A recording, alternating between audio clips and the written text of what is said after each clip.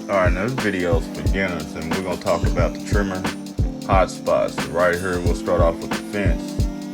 And you see how I'm getting right up under the fence to clear it out. And then you're going to have white fences, black metal fences, some of these wood fences. And these wood fences, you can hit them, knock them, make them look a little crazy. But the white fences, when you're trimming, you kind of want to have to be careful. Wet grass will usually stick onto the white fences. And with your metal black fences, you want to be careful also, because you don't want to hit it up and let someone see obvious damage on the fence. Fences cost a lot of money. I don't know if you guys know or not. This fence right here, this guy got installed. They charged this guy an arm and a leg. He paid over $4,000 to get this fence installed in his backyard, which I think is kind of ridiculous, but I'm not a fencing guy, so I really wouldn't know. So one of the trimmer spring hot spots is going to be your fence lines. You have to get around those fence lines because the mowers, they just can't get there. Trimming around those fence lines is going to make the yard look extra cleaned up, extra crispy, and it just makes it look like you did an excellent job. It makes you look like you didn't miss a piece of grass that is overgrown on that yard. Next, we'll get into the flower beds. And with your flower beds, you really shouldn't trim any flower beds to me. All weeds in flower beds should be pulled or sprayed. Now, if you don't have your sprayer's license to spray application, I wouldn't do it because you can end up spraying and killing something out. And with the drought we had over these last couple of years, a lot of plants end up dying, and you don't want to spray and end up killing the plant from your causes instead of an act of God cause. Also, when it comes to flower beds, you're going to have a lot of rocks in some flower beds. You do not want to be trimming rocks around flower beds. Rocks will fly up, they will bust windows in cars, they will bust windows on homes, and you just don't want to have to come out of extra money for paying for no damages. And with flower beds, you're also going to have mulch in flower beds. So with the mulch in the flower beds, you want to be kind of careful with that because you don't want to trim up grass or cut grass and throw it all over mulch.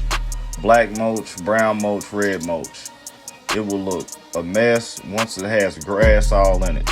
Once grass is all in it, you need to take the blower and go over it real lightly. That's when a handheld blower might come intact, but you blow it real lightly as you can to get that off her. Now, the next spot we're going to talk about is against the houses where mowers can't get to. Now, what I just got through trimming right there, that was brick on that house. So it's a little different from trimming around a brick house, which the trimmer string can't do much damage to, compared to going up to a house that has vinyl siding. You'll get one of those houses with vinyl siding, you'll be hitting it with that trimmer, and that vinyl siding will tear to pieces from that trimmer. That trimmer just rip through it like a wet piece of paper, just getting tore up. It'll just go through it, no problem. So you always want to watch going against houses of homeowners. Another spot you want to watch against houses is where all your wires are sometimes for your cable and stuff like that. So trimming against houses also is another spot that you want to be very careful of.